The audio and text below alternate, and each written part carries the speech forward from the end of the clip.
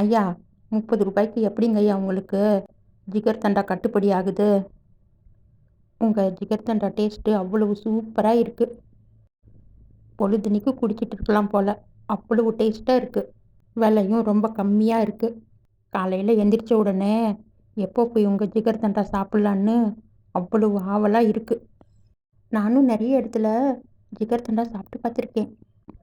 உங்கள் ஜிகர் தண்டா விலையும் கம்மி, டேஸ்ட்டும் ரொம்ப சூப்பர். மற்றவங்க ஜிகர் தண்டா மாதிரி இல்லாமல் ரொம்ப டேஸ்ட்டாக இருக்கே, என்ன சீக்ரெட்? அதுவாம்மா, அதுக்கு காரணம் பசும்பால் கொடுக்குற முத்து தாம்மா. முத்து தான் டெய்லி எனக்கு கறந்த உடனேயே ஃப்ரெஷ்ஷான பசும்பால் கொண்டாந்து கொடுக்குறான். அதில் நான் ஜிகர் தண்டா பண்ணாதான் இவ்வளோ டேஸ்ட்டு. இந்த வெயிலுக்கு உங்கள் ஜிகர் தண்டா சாப்பிட்டா அப்படியே ஏசியில் உட்காந்த மாதிரி ஜிலு ஜிலுன்னு ஆயிடுது. எனக்கு இன்னொரு ஜிகர் தண்டா கொடுங்க. எவ்வளோ வேணாலும் சாப்பிடுங்க, இது உடம்புக்கு ரொம்ப நல்லது. இதில் பாதாம் கோந்து, முந்திரி, பாதாம், கசகசா எல்லாம் போட்டிருக்கேன். இதெல்லாம் சாப்பிட்டா உடம்புக்கு ரொம்ப சத்து. ரொம்ப சுத்தமாக தயாரிச்சிருக்கேன். நீங்கள் சின்ன குழந்தைங்களுக்கும் கொடுக்கலாம், எந்த ப்ராப்ளமும் வராது. இங்கே கேட்டிங்களா, நாம் கொடுக்குற பசும்பாலை வச்சு தான் இவ்வளவு சூப்பராக ஜிகர் தண்டா பண்ணுறாரு.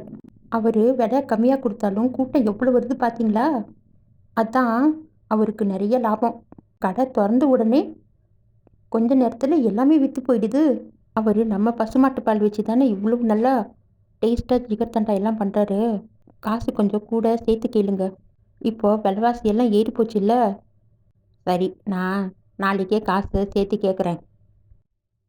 ஐயா ஐயா, விலைவாசி எல்லாம் ஏறி போச்சு. இப்போது லிட்டர் 50 ரூபாய்க்கெல்லாம் கொடுக்க முடியாது. லிட்டரு 60 ரூபா. அப்படியா? சரி, பரவாயில்ல, இருக்கட்டும். விலைவாசி ஏறிட்டு தான் இருக்குது. அதுக்காக பாலை வாங்காமல் இருக்க முடியுமா? நான் உனக்கு 10 ரூபா சேர்த்தே கொடுக்குறேன்.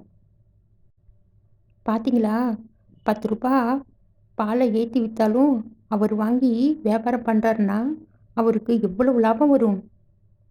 கடை போட்ட கொஞ்ச நேரத்துலேயே எல்லாமே விற்று போயிடுது. அதுக்கு என்ன பண்ண சொல்கிறேன்? நீங்கள் நாளையிலேருந்து பாலில் கொஞ்சம் தண்ணி சேர்த்து கொடுங்க. பாலில் தண்ணி எல்லாம் சேர்க்கணுமா?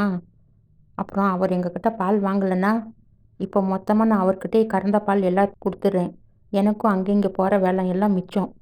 பாலில் தண்ணி கலந்தா சரிப்பட்டு வருமா? வராமல் என்ன? இந்த ஏரியாவில் நம்மக்கிட்ட மட்டும்தான் பசுமாடி இருக்குது. அதனால தான் அவர் எங்ககிட்ட மொத்தமாக பால் வாங்கிக்கிறாரு.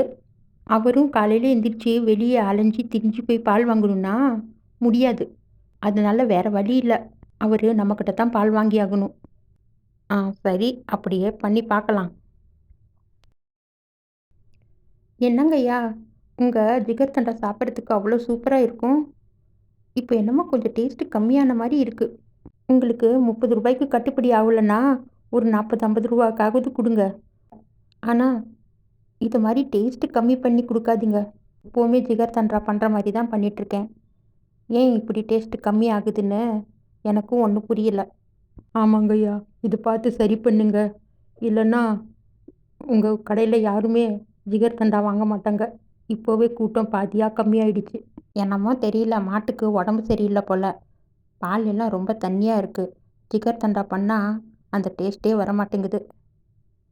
என்னது, மாட்டுக்கு உடம்பு சரியில்லையா? அப்படியெல்லாம் ஒன்றும் இருக்காதுங்க. அவங்க உங்கள் கடையில் நல்லா வியாபாரம் நடக்குதுன்னு பாலில் தண்ணி கலந்து கொடுத்துருக்காங்க, அதான். ஐயோ, முத்தையெல்லாம் அப்படி பண்ண மாட்டான். அவன் ரொம்ப நல்ல மனுஷன். அவன் ரொம்ப நல்ல மனுஷன்னு நீங்கள் மட்டும்தான் சொல்லணும். 60 ரூபாய்க்கு விற்றுட்டு இருந்த பால் இப்போ 70 ரூபான்னு சொல்கிறான். நமக்கு கட்டுப்படி ஆகுமா? நீங்கள் பேசாமல் ஒரு பசுமாடு வாங்குங்க. நாமளே பசுமாட்டை வளர்த்து பால் கறந்துக்கலாம். அட, இதுவும் ஒரு நல்ல ஐடியாவாக இருக்கே. எனக்கு இந்த ஐடியாவே தோணலையே. நான் இன்றைக்கே போய் நல்லா பால் கொடுக்குற பசுமாடாக போய் பார்த்து வாங்கிட்டு வரேன். பார்த்தீங்களா, பால் எவ்வளவு திக்காக இருக்குன்னு. இப்போ இதில் நீங்கள் ஜிகர் தண்டா பண்ணிங்கன்னா கூட்டம் அலை மோதும். இன்றைக்கி கடையில் நல்ல வியாபாரம். எல்லாம் ரொம்ப நல்லா இருக்குது, சூப்பராக இருக்குதுன்னு வாங்கி குடித்தாங்க. 1க்கு 2 3 வாங்கி குடித்தாங்க. நான் தான் சொன்னேன் இல்லை, இனிமே பாருங்க, நம்ம வியாபாரம் ரொம்ப நல்லா நடக்க போகுது. உன் பேச்சு கேட்டு பாலில் தண்ணி கலந்து கொடுத்ததுக்கு எனக்கு இதுவும் வேணும் இன்னமும் வேணும். பால் கறந்து வச்ச உடனேயே வீட்டுக்கே வந்து வாங்கிட்டு போயிடுவார். எனக்கு எவ்வளோ வேலை மிச்சம். இப்போ வீடு வீடாக போய் பால் போட வேண்டியதாக இருக்குது. எல்லாம் உன்னால தான்.